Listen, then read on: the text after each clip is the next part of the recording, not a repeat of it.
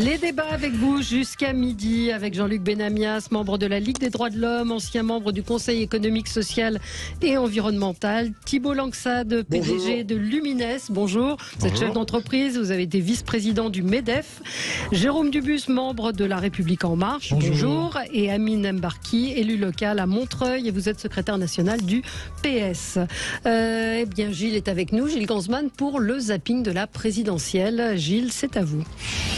Sud Radio, le zapping de la présidentielle. Alors, c'était le rendez-vous politique face à Babar. Hier soir, Cyril Hanouna recevait Marine Le Pen. Alors, comme d'habitude, plusieurs intervenants lui ont fait face. Donc, j'aurais pu vous mettre plein d'extraits. J'ai mis un peu les extraits qui ont un peu retenu l'intention, surtout des réseaux sociaux. Comme cet affrontement avec Jean Messia qui lui a reproché d'avoir posé avec une jeune fille voilée. Oui, je veux interdire le voile, parce que le voile est un uniforme islamiste. Mais que dois-je faire, Jean? Je dois Mais qu'est-ce que je dois? Mais je vais te dire, moi, je vais te faire comprendre. Je vais te faire comprendre l'humanité. Tu veux que je te dise? Je vais te faire comprendre la différence entre lutter contre l'immigration et lutter contre les immigrés, ce que vous voulez faire. Je vais te faire comprendre la différence entre lutter contre l'islamisme et s'attaquer à des jeunes filles qui ne devaient pas avoir plus de 15 ans et qui voulaient faire une photo avec moi. Qu'est-ce que tu aurais fait, toi? Tu lui aurais arraché son voile? Tu l'aurais maltraité? Tu l'aurais rejeté? J'aurais pas pris un selfie avec elle et d'autre part... je vais te dire... Éric Zemmour. Eh bien, Jean... Parce que... Excusez-moi. Merci. Voilà. Et l'émission a très bien marché, Gilles, hier. Oui, ça a été un énorme carton et surtout auprès des jeunes. C'est la cible qui est regardée et puis c'est arrivé premier de la TNT. Donc un vrai succès. Un autre extrait évidemment, puisque c'était un peu l'actualité de cette campagne présidentielle. C'est un affrontement entre l'avocat Charles Consigny et soutien de Valérie Pécresse qui a pris la mouche quand Marine Le Pen l'a traité d'enfant gâté. Vous servez d'outil à Emmanuel Macron pour se faire réélire et vous savez très bien qu'il a tout fait depuis le début pour être contre vous au second tour parce qu'il est sûr. Mais oui, la théorie du complot. Là, mais c'est pas une théorie du complot. Je crois que c'est l'heure. Non, il fait tout. Si, c'est l'heure. C'est pas une théorie du complot. Non, mais allez-y, Charles. Ça fait 7 fois qu'un Le Pen se présente à l'élection présidentielle. Le refus a été systématique. Vous n'avez jamais été élu. Donc, s'ils avaient voulu vous mettre président de la République, ils l'auraient fait. Vous savez quoi? Vous faites partie des enfants gâtés de la politique. Ah, c'est moi l'enfant gâté. Attendez, Madame Le Pen, c'est moi l'enfant gâté de la politique. Oui. Moi, j'ai un père qui m'a offert un parti sur un plateau. Non, mais Monsieur Consigny, moi, je roule avec une voiture avec chauffeur depuis ma jeunesse. Non, mais pardon, excusez-moi, c'est moi l'enfant gâté de la politique. Alors, je vais vous dire, Monsieur Consigny. D'abord, le Front National, c'est quoi, excusez-moi? Vous pouvez arrêter vos attaques personnelles. Voilà. Vous avez regardé les uns et les autres, non? Vous avez jeté un œil? J'étais au courant de l'émission, mais j'ai pas regardé. Moi, j'ai pas regardé. J'ai regardé un peu les résumés, effectivement. Bon, Consigny, il est complètement à côté de la plaque. C'est pas ça qui va faire. En attaquant la famille Le Pen, ça a été fait pendant des années, ça n'a strictement rien donné. Non, les gens ne comprennent pas que ce sont les électeurs qui mettent Marine Le Pen deuxième ou première, on verra bien. Donc voilà, c'est les électeurs qui choisissent. Si la concurrence n'est pas au niveau, pas accuser Emmanuel Macron systématiquement d'avoir fomenté je ne sais quel complot sur cette affaire. Enfin, ça n'a pas de sens. Ça n'a pas de sens. Je suis d'accord sur le fond, mais quand on analyse ce qu'avait fait François Mitterrand et qui avait entretenu un terreau, on ne peut pas non plus ne pas imaginer que dans le cynisme politique, on essaye de tirer profit d'une situation. Et donc la capacité que certains politiques ont de jeter de l'huile sur le feu, ce qui pourrait être le cas en alimentant le Front National, peuvent servir leur cause. Et ça a été démontré par les années Mitterrand, où le Front National a servi leur cause. Alors après, oui, mais si la droite classique, c'est que ce sont les électeurs qui votent. Si la droite classique est assez bête pour n'avoir rien fait pendant 5 ans depuis 2017 et n'avoir rien compris à ce qui s'était passé en 2017, qu'est-ce que vous voulez? C'est pas de notre faute. Voilà. Jean-Luc Benamias, vous avez regardé ou pas? Non, je regarde, je vous l'ai déjà dit. Aucun de vos débatteurs ont regardé, Valérie, il faut rajouter. Je ne regarde pas ces 8. Voilà. Et je ne regarde pas TPMP. Ouais. C'est pas de... Pour moi, c'est la négation même du monde politique et de la vie politique. Mais c'était pas si mal, franchement. Hier, je suis assez critique sur ce. Moi aussi, j'étais assez critique et j'ai trouvé que c'était plutôt tenu. Son débat était plutôt tenu et que c'était pas si mal. Son truc, hein. Moi, c'est pas le mien. Mais non, voilà. mais au lieu de dire, parce que moi, c'était pas le mien. Je vais vous donner mon point de vue. J'étais farouchement opposé à ce que des politiques aillent dans cette émission. Et j'ai trouvé qu'hier, c'était un petit peu différent, qu'il y avait autre chose et qu'elle avait des interlocuteurs qui l'ont mise un petit peu en difficulté. Elle s'en est plutôt pas mal sortie, mais j'ai trouvé que c'était pas honteux. Hier, c'était pas honteux. En tout cas, je sais pas si vous avez regardé. Non, moi ce que je critique pas non plus ce genre d'émission. On a un sujet qui est comment faire en sorte que les jeunes s'intéressent à la politique. Effectivement, on parle des jeunes dans cette émission et qui est souvent regardée par eux. Si ils ne vont pas vers la politique va vers eux.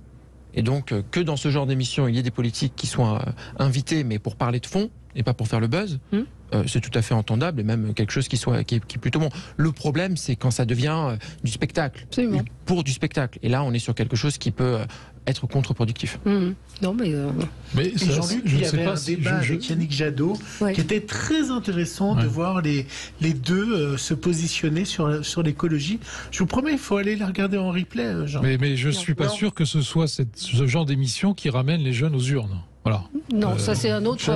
Il n'y a pas que les jeunes, quand on voit le taux d'abstention. Enfin, il y aura une grosse abstention malheureusement chez les jeunes. Tout le laisse prédire. Et Gilles, un dernier son. Non, mais on voit les politiques différemment. On les voit autrement en tout cas. Hier, le président Gérard Larcher a déclaré que l'élection n'avait aucune valeur. Président de la République. Il est président du Sénat, pardon. Il est président. Vous avez dit le président. Il faut préciser le président du Sénat. Il n'est pas président de la République. Pardon. Allez-y. Oui, absolument. Et il s'interrogeait sur la légitimité d'Emmanuel Macron en cas de réélection. Des propos qui ont fait bondir Christophe Castaner hier sur LCI. Vous avez entendu ce qu'a dit Gérard Larcher, le président du Sénat, justement, toujours dans ce même esprit de est-ce que la campagne ne serait pas éclipsée ?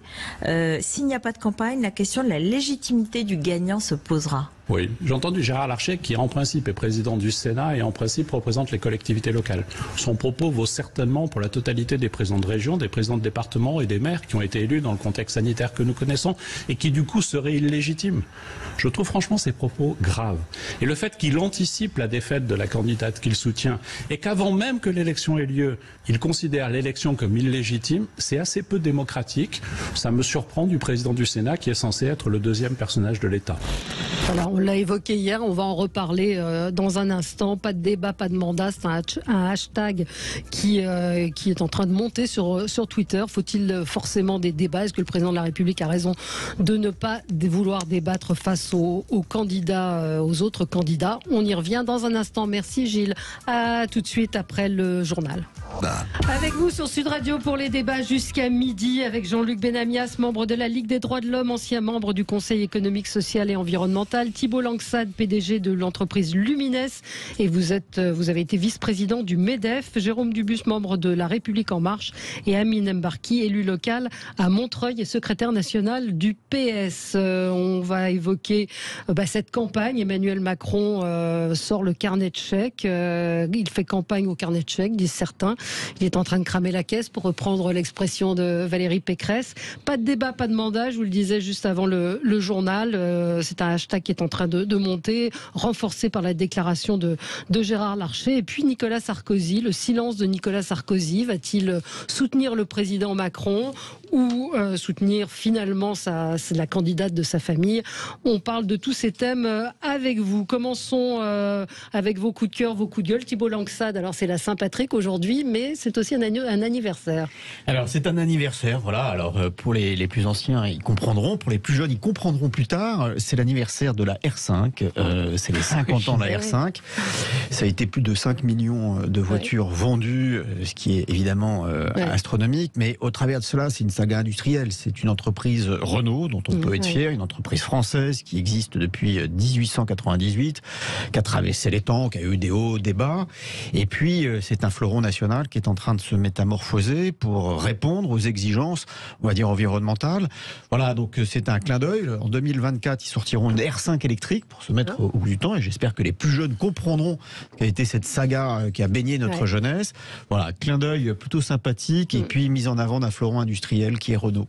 J'en ai rêvé, moi, de la R5. J'étais un peu jeune, mais c'est vrai que c'était une voiture totalement révolutionnaire. Alors, elle était révolutionnaire dans sa conception, simple, et voilà, elle a marqué toutes les générations, toutes les classes sociales, avait sa R5, parce qu'elle était pas chère, elle était... voilà. Donc, elle a été remplacée. Bien sûr qu'elle a été remplacée. Elle a été remplacée par la Sandero. La Sandero, exactement. La Sandero, c'est la voiture quasiment la plus vendue en France. C'est une sous-marque de Renault qui s'appelle Dacia. Dacia, et si vous regardez les ventes de la Sandero, c'est la deuxième voiture vendue le plus en France.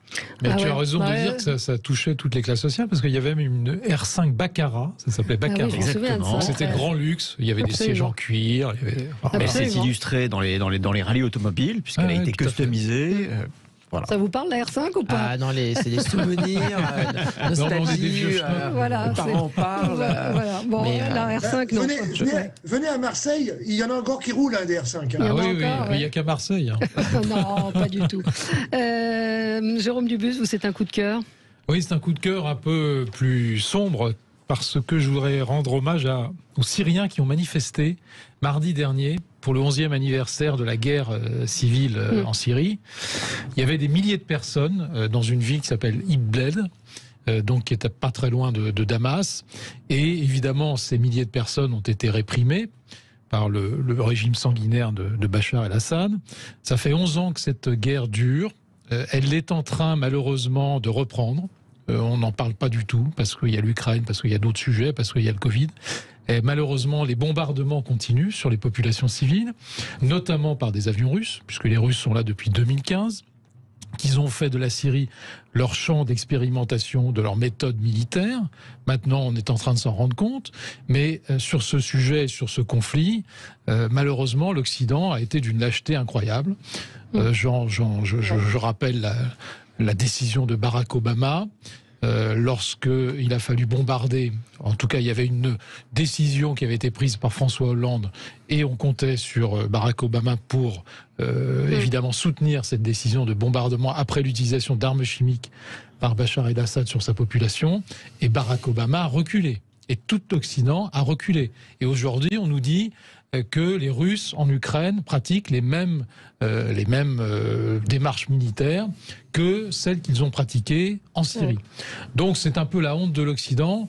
Et moi, je voulais aujourd'hui, évidemment, avoir un coup de cœur sur ces gens qui sont courageux, qui manifestent contre un régime qui est un régime épouvantable. Je rappelle qu'il y a 5 millions de réfugiés, c'est-à-dire le quart de la population syrienne qui est réfugiée. Et on considère qu'il y a eu entre 500 et 700 000 morts dans ce conflit. Ouais. Donc c'était effectivement 11e anniversaire de ce soulèvement. Et vous avez bien fait de le rappeler. Les réfugiés qu'on retrouve pour près de 3 millions d'entre eux en Turquie et pour le reste au Liban. Oui, beaucoup, oui. Parle pas de cette situation-là. Turquie, Liban et Jordanie. Pardon, Jordanie aussi. Voilà, Jordanie aussi. Donc c'est les 3 pays qui accueillent les réfugiés syriens, effectivement. Jean-Luc, un coup de gueule. C'est un coup de gueule parce qu'on vient d'avoir les chiffres de l'ARS pour l'ensemble des contrôleurs des EHPAD. Alors je rappelle, il y a 7500 EHPAD en France. Il y avait 49 contrôleurs ou contrôleuses qui surveillaient les EHPAD. 49 sur 7500, on peut comprendre. Alors, je ne remets pas en cause l'ensemble des EHPAD de France. Non. Ce ne sont pas, tous les EHPAD ne sont pas des mouroirs où on ne s'occupe pas des personnes âgées, bien évidemment. Mais quand même, quand on voit ce qui s'est passé dans un certain nombre d'endroits, 49 personnes, c'est d'une faiblesse absolue, et on comprend mieux pourquoi les contrôles n'étaient pas faits. Et j'ai lu, je ne sais plus où, que certaines ARS avaient prévenu certains établissements d'Orpea, qu'il y avait une enquête qui était en cours sur, de la part du journaliste qui a publié le bouquin. Donc je sais pas, non, vous semblez... oui, mais ce que je veux dire, c'est qu'il y a aussi une connaissance assez précise des ARS, puisqu'il y a beaucoup de décrets d'application concernant les EHPAD qui n'ont pas été publiés, compte tenu du fait que la majorité des EHPAD publics ne correspondaient pas aux normes. Donc ce que je veux dire, c'est que le problème était sous-jacent. Alors maintenant, on peut... les EHPAD privés aussi, hein, Orpea, c'est... EHPAD privés, mais quand on regarde en ce moment les remontées qu'il y a sur les traitements, mauvais traitements dans les EHPAD, compte tenu du fait qu'ils sont majoritaires, on va probablement réaliser qu'à la fois c'est général et que les EHPAD publics sont dans une situation particulièrement difficile. Donc on peut focaliser sur Orpea parce que c'est privé, parce que c'est à la course à la rentabilité. Mais quand on aura une vision claire des choses, on verra que les EHPAD publics sont probablement exactement dans la même situation. C'est un problème. Je n'ai pas mis en cause spécifiquement les EHPAD privés. Bien sûr. Ta remarque était légitime, hein, Jean-Luc, il n'y a aucun problème là-dessus. 49, quand on met, comparaison n'est pas raison, mais quand on parle de la DGCCRF aussi et du nombre d'inspecteurs, c'est dérisoire par rapport à toutes les fraudes et non, vous devez connaître un petit peu. Ce que je veux dire, c'est que oui, mais il faut une juste régulation des choses. Ce que je veux dire, c'est qu'on ne va pas régir notre économie et nos systèmes par des contrôles. Il faut sanctionner. Il faut sanctionner, mais trouver une juste proportion des choses. Il faut trouver une juste proportion. Vous avez, non, mais dans l'affaire des EHPAD, il y a quand même eu une certaine exploitation politique, voire idéologique, en disant les EHPAD privés c'est épouvantable, ça coûte cher et le service est dégueulasse, les gens sont maltraités, etc. En réalité, il y a des problèmes dans toutes les EHPAD, malheureusement. Malheureusement. Et qu'elles soient privées ou publiques, c'est pas le sujet. Allez, Amine Mbarki, votre coup de cœur? Alors moi, j'ai un coup de cœur qui est plutôt lié à une actualité latente, qui est la question des salaires et le fait que, enfin, dans le débat présidentiel, aussi modeste soit-il en ce moment, on parle de la question de la hausse des salaires, avec d'ailleurs un rassemblement à Place de la République à 14h à l'appel de l'intersyndicale tout à l'heure. On constate enfin que depuis de nombreuses années, vous avez tout un pan de la population, plusieurs millions de personnes, qui ont vu leur salaire stagner, voire baisser par rapport aux années précédentes, et que ça devient un réel problème pour notre économie, au point où, on en parlera tout à l'heure, on a besoin de faire tout un tas de chèques et de compensations, parce qu'on se rend compte que vous avez des millions de personnes qui n'arrivent pas à joindre les deux bouts à la fin du mois. Je vous prends juste une anecdote. Je fais des permanences d'élus très régulièrement à Montreuil, où je suis élu, et j'ai fait une permanence il y a 2 semaines avec une femme qui s'appelle Camille, et qui est venue avec ses bulletins de salaire. Elle est caissière dans une grande chaîne de distribution, et elle est venue avec son bulletin de salaire de février 2018 et l'actuel. La différence en net était de 3,74 €. Vous vous rendez compte? En 4 ans, son salaire a augmenté de 3,74 €. Et à côté de ça, évidemment, les prix ont augmenté de manière totalement disproportionnelle, et il y a un pouvoir d'achat qui en baisse. C'est pour ces personnes-là que la question des salaires doit revenir dans le débat public. Donc c'est le cas, à droite comme à gauche d'ailleurs. Et c'était donc un coup de cœur et un besoin de redire qu'on ne peut pas continuer à vivre avec des millions de personnes qui se paupérisent jour après jour. 10 millions de personnes. Alors, je ne suis pas sûr qu'il y ait des millions de personnes qui se paupérisent chaque jour. Il ne faut quand même pas exagérer. Mais la question du salaire et de l'augmentation face à l'augmentation de l'inflation, qui est une affaire nouvelle, parce que l'augmentation de l'inflation, ça date d'environ 1 an, pas plus. Hein.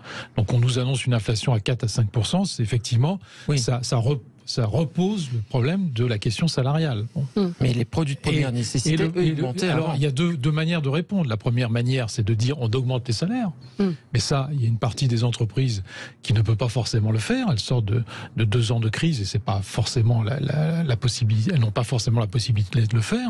Et puis deuxièmement, il y a un problème qui est le problème français majeur qu'on n'a pas traité. Il a été commencé à traiter. C'est rapprocher le salaire brut et le salaire net. C'est-à-dire le haut et le bas de la feuille de paye, en baissant les cotisations sociales. Et ça, on ne l'a pas fait assez. Parce que si vous baissez les cotisations sociales, vous redonnez du pouvoir d'achat aux Français. Je ne suis pas tout à fait d'accord sur les 2 points que vous évoquez. Le premier, sur l'inflation. Certes, là, on a une inflation très importante. Mais avant, les biens de première nécessité, les produits alimentaires, les produits frais, ils avaient une inflation qui augmentait à beaucoup plus de 3 à 4%. C'est une moyenne là qu'on a. Beaucoup moins. Non, c'était au moins 3 à 4% sur ces produits-là.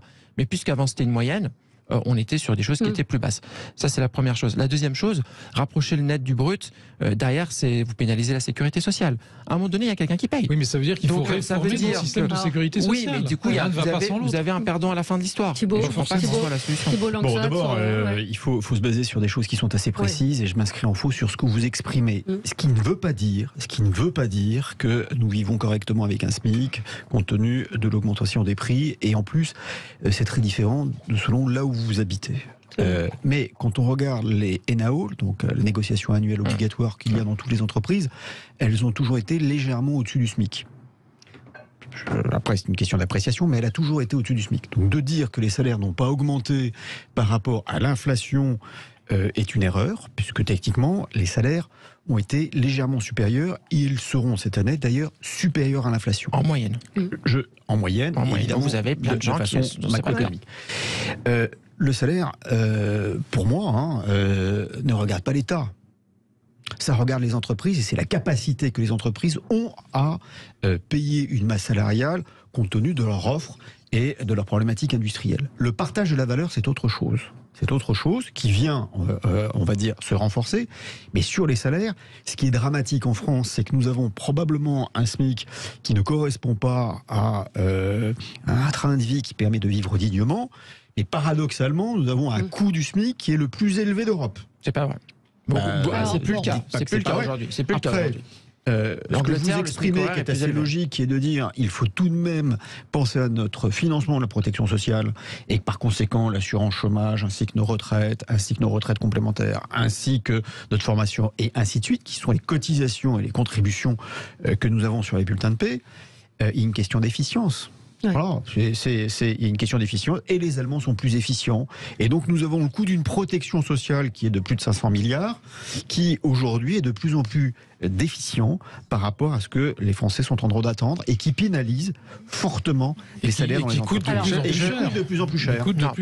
Alors on doit marquer une petite pause, mais c'est un débat intéressant qui mérite plus de temps.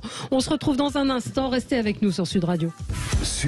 Avec vous sur Sud Radio, on va parler de ce hashtag pas de débat, pas de mandat. Faut-il vraiment un débat? Est-ce que la légitimité d'une élection sans débat est remise en cause? On va parler de Nicolas Sarkozy et puis d'Emmanuel Macron qui sort le carnet de chèques pendant sa campagne. Moi, je voulais dire un mot sur l'Ukraine. Repasser peut-être ce son qu'on a entendu dans le zapping tout à l'heure de Gérard Haraud, ancien ambassadeur de France à Washington, qui parlait de cette guerre de la communication. Écoutez. On a devant nous des semaines, voire des mois de combats et de négociations en parallèle. Tout le monde va s'appeler des noms d'oiseaux. Ça n'a pas beaucoup d'importance. C'est le cinéma le cinéma de communication. Biden avait besoin de montrer qu'il était ferme, notamment après le discours très émouvant et très fort de Zelensky devant le Congrès. Il a monté le ton et il a non seulement monté le ton, mais il a aussi annoncé la livraison d'armes supplémentaires à l'Ukraine, mais de manière très prudente. Alors, on a entendu hier Joe Biden qui traitait Vladimir Poutine de criminel de guerre. Vladimir Poutine hier a eu des mots très durs également en parlant de 5e colonne, de purification. Moi, j'ai été frappée ce matin par la vidéo de Zelensky qui a mis en ligne une vidéo extrêmement montée, extrêmement calculée, on va dire, avec des enfants morts, une vidéo qu'on ne peut pas montrer sur les chaînes de télévision parce que c'est très dur. Donc il y a vraiment cette guerre de la communication qui est et d'intimidation, donc qui est en train de se mettre en place. Mais est-ce qu'on peut négocier avec quelqu'un quand on le traite de criminel de guerre et vice versa, ce que dit Vladimir Poutine? Oui, alors évidemment, en plus la communication est souvent mieux utilisée par le pays qui est victime. Puisque c'est quand même un outil à investir beaucoup plus que l'envahisseur. Non, ce qui est sûr, c'est qu'on est dans un moment où rapidement, on saura soit si l'Ukraine veut être détruite par Vladimir Poutine, et donc s'il va au bout de sa logique et d'occuper toutes les villes d'Ukraine, soit il a atteint ses buts de guerre, dont on ne sait pas exactement lesquels, et donc peu importe les noms d'oiseaux, ce qui va compter derrière, c'est d'atterrir sur quelque chose qui soit ce que Vladimir Poutine voudra. Là, on le répète, et jamais assez, mais on est dans une situation absolument apocalyptique, à 2h30 de vol de Paris. C'est un enjeu qui doit nous concerner toutes et tous, et se rappeler que voilà, il y a un combat aussi pour la démocratie qui se passe pas loin de chez nous, et que c'est un sujet majeur. Oui. Non, on est dans une communication de guerre classique, donc chacun se renvoie des noms d'oiseaux. Ça, c'est effectivement. Alors après, on peut considérer que Biden n'est pas particulièrement intéressé par l'Ukraine parce qu'il n'a pas montré un énorme engagement depuis le début. Bon, donc hier, il a monté le ton. Poutine a monté le ton également, mais tout ça va redescendre et les négociations, heureusement, continuent.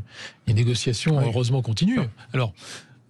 Il y a quand même un certain nombre de choses qui se passent là-bas, sur lesquelles, Valérie, tu as dit qu'on ne pouvait pas montrer, mais il y a quand même ce matin une dépêche AFP qui est tombée sur ce qui se passe à Mariupol. C'est quand même effrayant. Oui. C'est quand même effrayant. C'est une dépêche AFP, donc c'est une dépêche de correspondants qui ne sont ni engagés d'un côté ni engagés de l'autre. Ce sont des correspondants français qui commencent à parler de charniers.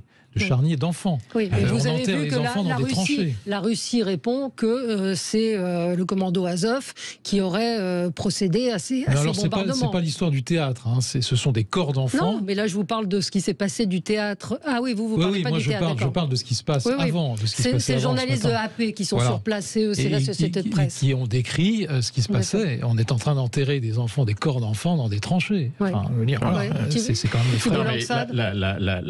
Voilà, on est dans une situation de guerre, et dans cette guerre, il y a, on va dire, des crimes de guerre qui sont commis de façon volontaire ou des dommages collatéraux compte tenu des attaques. Après, ne tombons pas dans une escalade de mots et laissons les Américains dans une position qui est la leur, qui n'est pas, on va dire, centrée sur les mêmes intérêts que les intérêts européens, et gardons-nous d'avoir une position unilatérale avec les Américains. Et puis, tâchons de rentrer dans une politique de négociation qui est en train de se faire au moment où les Russes comprennent que militairement, ils gagneront, mais avec un affaiblissement très fort. Quand on voit qu'il y a la moitié des chars russes qui, en l'espace de 10 jours, ont été neutralisés, plus de 1000 roquettes qui fait baisser leur arsenal de moitié, pour un résultat qui est ce que nous voyons, l'armée russe en sort affaiblie, on va dire. Ça, je suis un peu je ne sais pas d'où viennent ces chiffres, mais comme il y a aussi une intoxication de part et d'autre. Non, mais ce que je veux dire, c'est que ce qui est intéressant de voir, c'est que ce conflit qui a duré un peu plus de 10 jours a mis les Russes dans une position militaire d'affaiblissement. Et donc, maintenant, l'affaiblissement parce qu'ils n'ont pas employé tout leur potentiel. Attention, l'artillerie russe, qui est l'artillerie la plus puissante du monde, ça a toujours été le cas de l'armée russe. Elle a toujours été connue pour son artillerie puissante. Mais dans quel état ? Et l'artillerie russe, pour le moment, n'a pas été utilisée. Méfions-nous de dire que l'armée russe est très fragilisée. Je vais revenir sur un mot de cet ambassadeur, ou ancien ambassadeur. Ce qu'on vit, c'est pas du cinéma. Hein. Non. C'est de la réalité absolument quotidienne. Et moi, je n'ai aucune certitude. Si j'ai une certitude, c'est de faire attention aux informations, parce que, évidemment, tout le monde est dans une phase de propagande. Et ça peut s'entendre. Moi, je ne sais pas si Poutine avait des objectifs rapides, pas rapides. Je n'en sais rien. Je ne sais pas si l'armée russe est si déstructurée que ça. Je regarde le matériel, ce que je peux voir moi, comme vous tous et toutes. Il n'a pas l'air extrêmement moderne, mais je ne vois pas tout. Par exemple, une chose qu'on ne voit pas, et c'est normal. Est-ce que vous avez vu beaucoup de l'armée ukrainienne en action ? Non.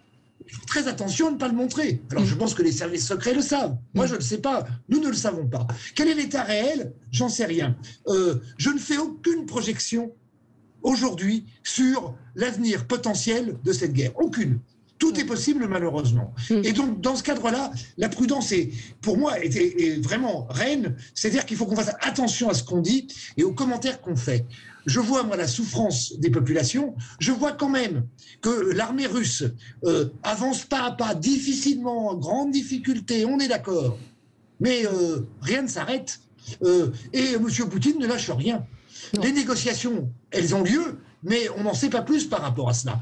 Et le rôle dans cette affaire des Américains, qui sont quand même la puissance militaire la plus forte encore aujourd'hui, quasiment la plus forte aujourd'hui dans le monde, moi je n'en fais pas une partie anecdotique. Le fait que M. Biden continue à s'exprimer par rapport à ça alors qu'il n'est pas directement concerné, même si par l'OTAN il est totalement concerné. Si, quand même.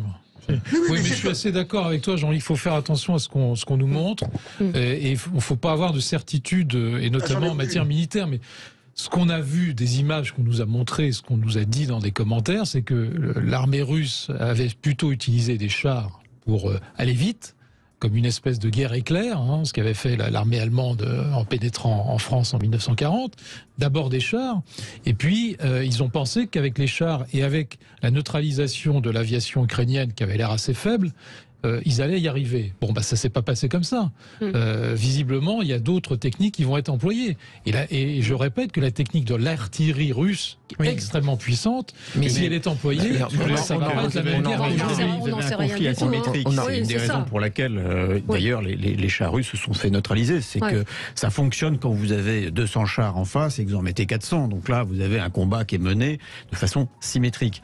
Ce qui se passe actuellement en Ukraine, et c'est une des raisons de l'enlisement militaire pour le moment des Russes, ou en tout cas qui ne va pas aussi vite, c'est que c'est un combat qui est totalement asymétrique. Comme on a pu voir sur d'autres terrains, combat de haute intensité asymétrique. Ils auraient pu commencer par faire des bombardements massifs par leur artillerie, ce qu'ils n'ont pas fait du tout. Oui, parce qu'on ne sait pas quel est leur but de guerre. Est-ce que leur but c'est de détruire l'Ukraine, ou est-ce que c'est d'occuper l'Ukraine, ou est-ce que c'est de forcer le gouvernement en place à prendre une position politique qui leur convient? Simple spectateur, on l'ignore totalement. Voilà, c'est ça. Et donc, ne pas utiliser l'artillerie, effectivement, ça montre que l'idée, c'est pas de raser le Absolument. Allez, on va revenir en France juste après la pause pub. Emmanuel Macron qui fait campagne avec son carnet de chèques. Est-ce qu'il dépense trop d'argent?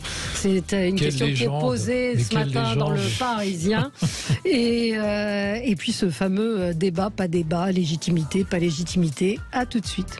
Les débats avec vous. On revient en France. Emmanuel Macron accusé de dépenser trop d'argent, à lire dans le Parisien aujourd'hui en France. Aujourd'hui, il présente, alors le président de la République va présenter aujourd'hui, enfin le candidat, c'est pas le président de la République, une trentaine de mesures phares de son programme lors d'une conférence de presse. Jean Castex lui a annoncé un coup de pouce de 15 centimes d'euros par litre de carburant, un peu plus de 2 milliards d'euros pris en charge par l'État. Il a présenté hier, le Premier ministre, ce plan de résilience. Moi, j'avoue que le mot de résilience me fait un peu sursauter, mais bon, avec un soutien de plusieurs centaines de millions d'euros pour les pêcheurs, les agriculteurs, les professionnels du BTP. Le gouvernement va donc débloquer 20 milliards d'euros pour répondre à la hausse du gaz, l'électricité, mais également le doublement de l'inflation, etc., etc. Et le chèque énergie. Jean-Luc Benamias, est-ce que vous avez le sentiment que le président sort le chéquier à une vingtaine de jours de l'élection présidentielle ? Ou on a mauvais esprit? Vraiment, quand je vois quelques propositions, notamment sur le RSA, ça ne me paraît pas être augmenter le RSA. Ça me paraît plutôt demander des choses à des gens qui touchent le RSA. Je préférerais qu'on leur offre plutôt le SMIC et qu'on leur offre du travail et qu'on aide au retour au travail, plutôt que cela. Moi, je ne vois pas de carnet de chèques qui s'est dépensé comme cela. Pour l'instant, d'abord, je ne suis pas censé savoir ce que va dire Monsieur le Président de la République. Non, mais là, je ne vous demande pas, c'était pour recontextualiser, je ne vous demande pas de me dire ce qu'il va dire. Je vous parle de cet argent qu'il a distribué pour calmer la colère, disons-le en ces termes, de ceux qui voient, ça revient un petit peu à notre discussion sur le pouvoir d'achat, qui voient leur pouvoir d'achat baisser et la difficulté qu'ils ont. Chacun voit bien que les 100 euros qui ont été donnés, les 2 fois 100 euros qui ont été donnés en fin d'année dernière et en début de cette année, chacun voit bien que les 15 centimes, si le prix du gazole et de l'essence continue à augmenter de manière exponentielle, les 15 centimes, tout le monde le dit, notamment les entrepreneurs, les agriculteurs, les pêcheurs, tout le monde dit on est coincé, on est bloqué. Ouais. Donc à ce niveau-là, bien sûr qu'un président de la République et un gouvernement doivent prendre des décisions, mais moi je n'appelle pas ça sortir le carnet de chèques. Bon, donc, on est dans une situation en fait un peu paradoxale où effectivement il y a des élections dans 20 jours et le gouvernement va pas ne rien faire, et quel que soit le gouvernement d'ailleurs, il y a toujours des mesures qui sont faites juste avant. Bon, c'est ainsi. Le problème, c'est que il y a un souci, vous allez dire que je me répète, c'est qu'ils sont obligés de faire ça parce que les salaires n'ont pas augmenté pendant longtemps pour beaucoup de gens. Et donc, on se retrouve face à une situation où, si on n'augmente pas les salaires, si les salaires ne sont pas augmentés, eh bien, on est obligé de compenser par des primes, par-ci, par-là, une ristourne sur l'essence, un chèque énergie, etc., etc. C'est la réponse à un problème sur lequel il n'y a pas eu de réponse pendant de nombreuses années.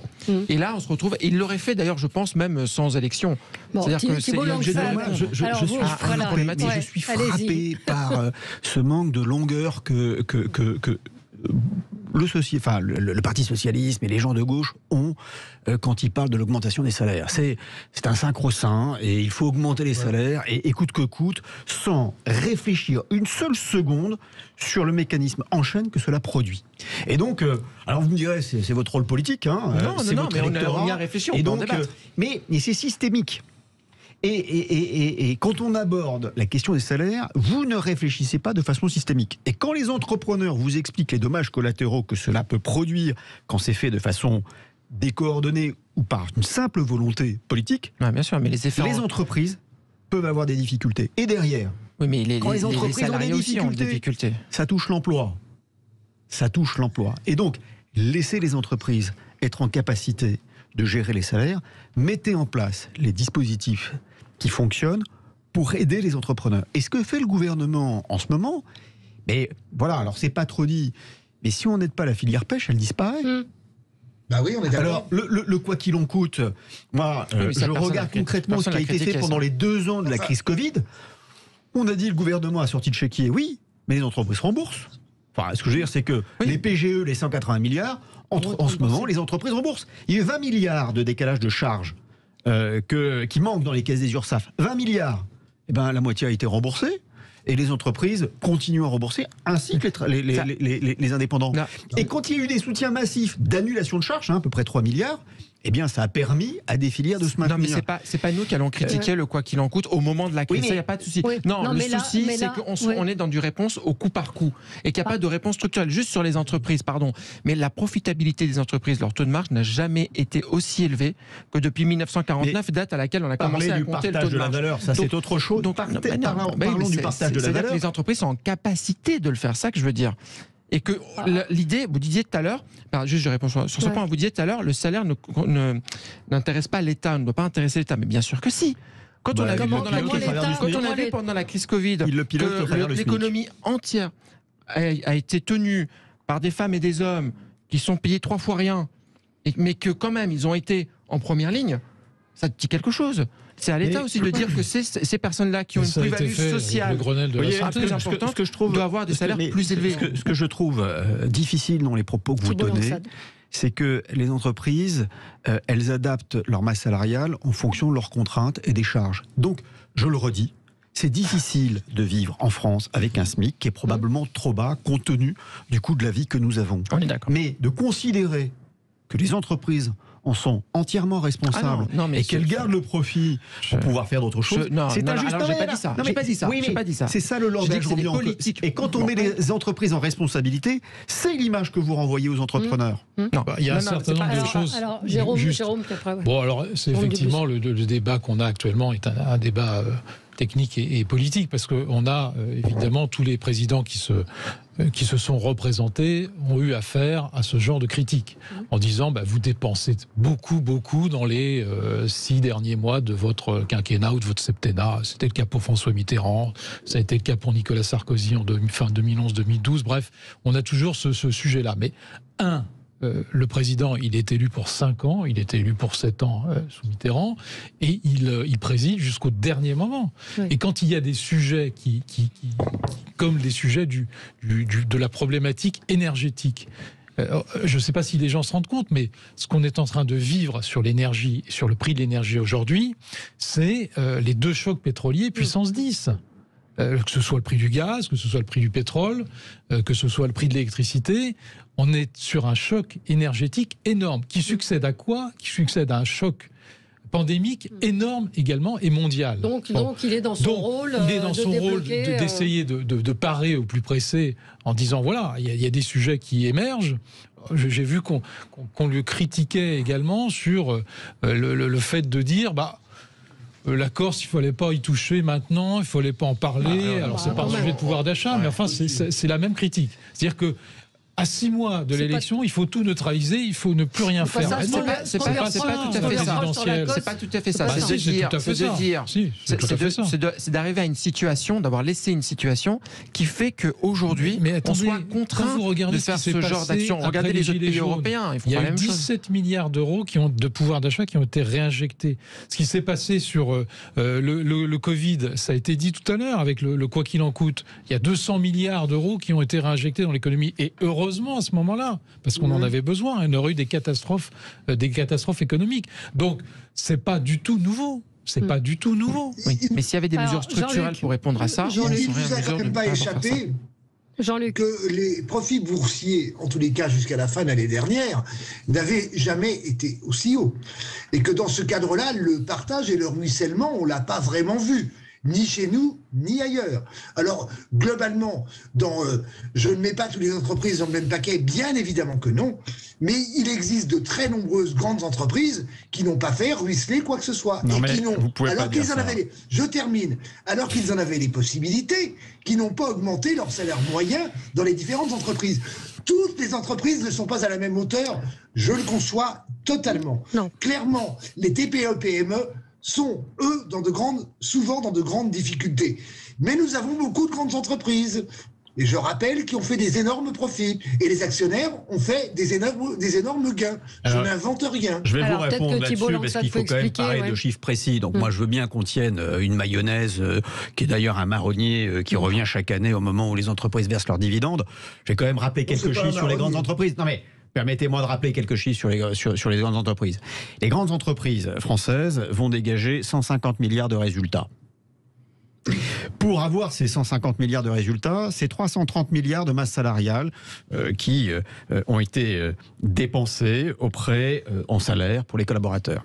Sur les 150 milliards de résultats de ces grandes entreprises, il y aura 66 milliards qui seront versés au titre des dividendes.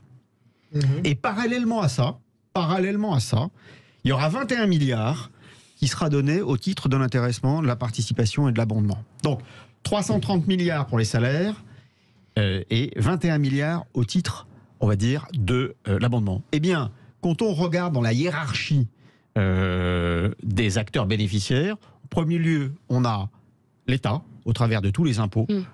Ensuite, les actionnaires. Et après, les salariés.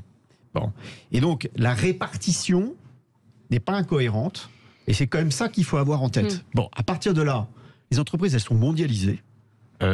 Parlons d'entreprises mondiales. Mais quand on regarde certains pétroliers qui sont en France, dont les activités de raffinerie, de distribution sont déficitaires, on va dire, ils payent leurs impôts dans d'autres pays. Ils ont également des masses salariales dans d'autres pays, et c'est un peu facile de dire que les grandes entreprises ne jouent pas le jeu, ou en tout cas que le ruissellement n'est pas là. Un mot, oui. Non, mais je ne vais pas contester les chiffres là-dessus, c'est pas le sujet. Simplement, quand on parle d'intéressement, et que quelque chose qu'il faut développer, et qu'on a développé auparavant, qui ça touche? Je ne crois pas que ça touche beaucoup les plus bas salaires. Je crois que ça touche beaucoup les cadres, tant mieux. Je crois pas. Non. Alors attendez, il faut être très clair. Dans notre entreprise, beaucoup moins les intéressements. Non, c'est pas vrai. Mais c'est pas vrai. On va pas faire un débat. L'intéressement et la participation en moyenne, c'est 3 000 euros. Mais oui. C'est 1 500, 1 400 en moyenne pour les salariés. Bon, en moyenne. Non. Ne laissez pas dire ça. Dans les TPE, dans les PME, ces instruments ne soient pas suffisamment développés. Je vous rejoins, et il y a probablement quelque chose à faire.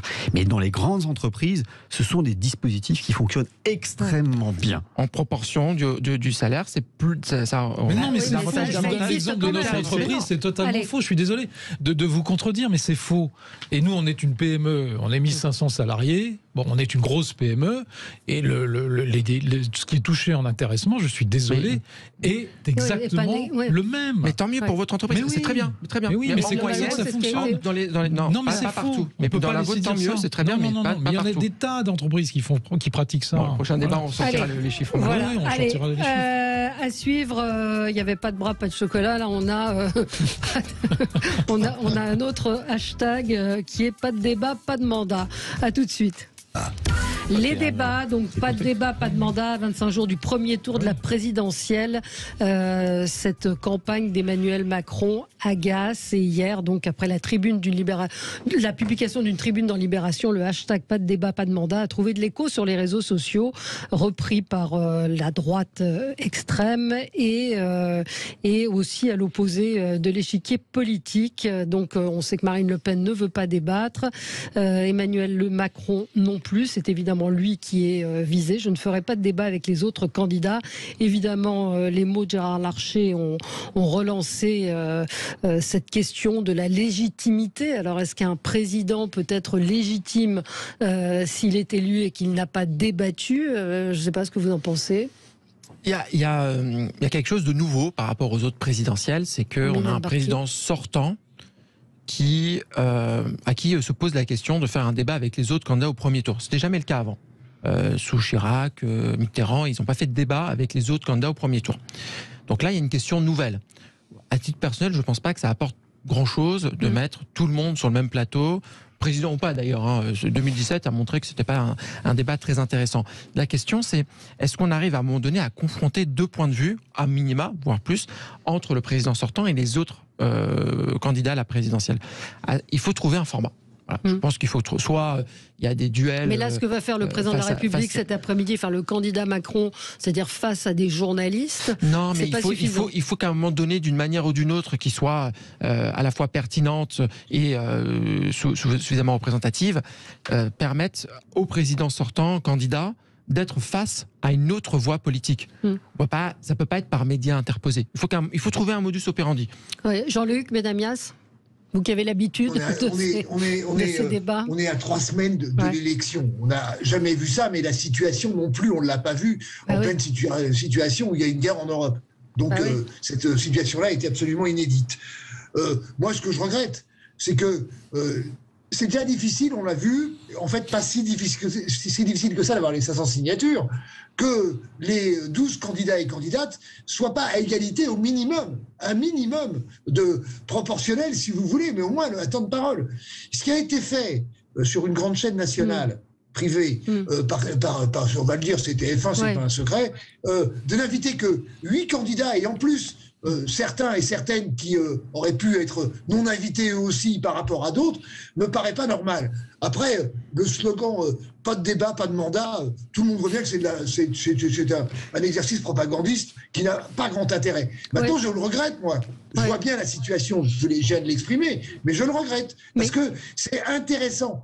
Évidemment, des débats à 12, c'est pas super intéressant. Mais au minimum, qu'il y ait des débats à 3, à 4, bien répartis. Mais comment vous faites ? Vous êtes le premier à critiquer le fait que TF1 exclut des débatteurs. Mais non, parce que justement, ces personnes qui ont été oubliées, les 4 qui ont été oubliés, on leur demande pas de repasser devant TF1. C'est ça le regret. Après, tout le monde en même temps, c'est dur. Ça dure des heures et je suis ça sert à rien.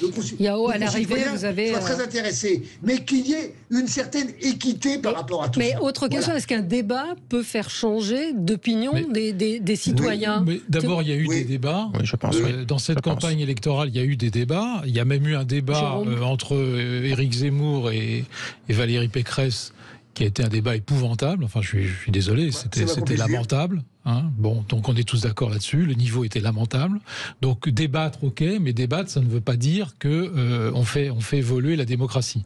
D'ailleurs, cette petite musique qui consiste à dire que les choses sont jouées à 3 semaines du scrutin, comme je l'ai entendu de la part de Gérard Larcher, parce que finalement c'est ça qu'il est en train de dire. Ça veut dire que les choses sont jouées, qu'il considère que sa candidate a perdu, et que au fond les conditions particulières de cette campagne font qu'il n'y a pas eu de débat dans la société française et que la légitimité du futur président serait remise en cause. Mais c'est insupportable d'entendre ça de la part du deuxième personnage de l'État. Il se prend pour le général Boulanger. Il veut faire un putsch. Après le 28 avril, il veut nous faire un putsch. Non mais c'est insupportable. Deux exemples où les débats ont changé les scores de potentiels candidats. Bayrou, quand il fait un débat, il y a maintenant plusieurs présidentielles. Il passe de 9 ou 10% à 18-19%. Jean-Luc Mélenchon, il y a 5 ans, ça, c'est vrai, passe de 12 à 17, 18, 19%. Voilà en quoi, potentiellement, des débats peuvent changer et faire permettre à des électeurs et électrices de changer. 2017, ça a eu. Oui, mais on n'était pas dans les conditions actuelles. Mais c'était du. Ça n'a rien à voir. D'ailleurs, quand vous regardez la campagne de 88 où Mitterrand s'est représenté, il sortait d'une cohabitation. Les mêmes reproches qu'on fait à Emmanuel Macron, on les faisait à Mitterrand en disant il n'y a pas de débat, il est au-dessus de la mêlée, il reste trop président, c'est tonton, tiens bon, génération Mitterrand. Mais enfin, les gens ont la mémoire courte. Ouais, ça s'est passé exactement de la même façon. Et il n'y avait pas ces problèmes internationaux. Thibault Langsade, débat, pas débat. Vous avez à peu près répondu. Ça profite à qui? Enfin voilà, c'est à des candidats qui sont en perdition et qui ont besoin de se refaire la cerise, pensant qu'un débat, et vous venez de le dire très justement, pourrait leur donner le change. Bon, le président de la République, il a exercé sa responsabilité pendant 5 ans. Il y a un bilan du mandat qui peut être jugé au travers d'une élection. Il s'est exprimé à multiples reprises. Il décide de faire un axe de campagne à sa façon. Je ne pense pas que ça changera le cours. Et ceux qui réclament des débats à corps et à cri, ils espèrent probablement, ce que vient de dire Jean-Luc, gagner les 5, 6, 7% qui leur permettraient de pouvoir se positionner au deuxième tour. Ce qui est sûr, c'est que là, il reste effectivement 3 semaines et demie avant le premier tour. Passons du temps à parler du fond. Et passons pas du temps à savoir comment on va parler du fond. Encore faut-il qu'il y ait du fond, parce que pour le moment... je pense que tous les candidats ont un programme, tous les candidats ont des choses à dire, chacun est légitime à le dire. Oui, mais... on peut ne pas être d'accord, évidemment, avec beaucoup d'entre eux, mais chacun est légitime à le dire, chacun doit avoir une manière de le dire correctement. Effectivement, ça a été dit par Jean-Luc Benamias, il y a eu une émission où tous les candidats n'ont pas été invités, et je pense que c'est une faute. C'est une erreur. Et donc, il faut que chacun ait la possibilité de le faire, et prenons le temps. Parce que c'est un exercice démocratique important, l'élection présidentielle. C'est une fois tous les 5 ans, et c'est là que tout se joue, de savoir qui propose quoi correctement. Vous savez, je reprends encore la casquette d'élu local, mais quand on marche dans la rue et qu'on dit à une personne, est-ce que vous avez eu une proposition d'un tel ou un tel, personne n'est capable de sortir une proposition. Non, mais c'est bien le sujet. Personne. C'est pas un manque de communication, c'est un manque de force de la part de quelque chose qui manque de travail, qui manque de cohérence, qui manque de vision. Moi, tout ce que je vois, tout ce que j'ai lu sur les programmes, ce sont des programmes où on étale des propositions, mais il n'y a pas de vision. Il n'y a aucune vision. Enfin, le président de la République, le président de la République. Attendez cet après-midi. Oui, mais pour les promesses qu'on a vues. Non, mais Valérie, vous savez déjà ce qu'il va dire. Je vous vois impatiente. Attendez un peu. Vous savez déjà ce qu'il va dire. Vous avez travaillé au. Alors, racontez, allez-y. Faites-nous un scoop. Non, attendez, il le dira beaucoup mieux que moi. Bon, on regardera cet après-midi ou pas, pour ceux. Mais justement, je pense qu'il va y avoir des questions qui lui seront posées. Et puis, il faut trouver une forme. Je trouve que vous avez raison de débat peut-être différente pour. On peut imaginer effectivement 3-4 à la suite. Après, effectivement, le président sortant, tout le monde veut débattre avec lui, c'est légitime, mais ce qui fait vraiment défaut à cette campagne présidentielle, c'est le manque de clarté du débat sur les sujets de fond. Tout le monde a un programme, personne ne peut en parler. Quant à Jean-Luc Benamias, un débat, ça peut aussi se retourner. Jean-Luc, ça peut aussi se retourner un débat, ça peut aussi se retourner contre un candidat ou une candidate pour faire 2017. CF Marine Le Pen, voilà, absolument. Merci à tous les 4. Très bonne journée sur Sud Radio. On se retrouve demain pour d'autres infos.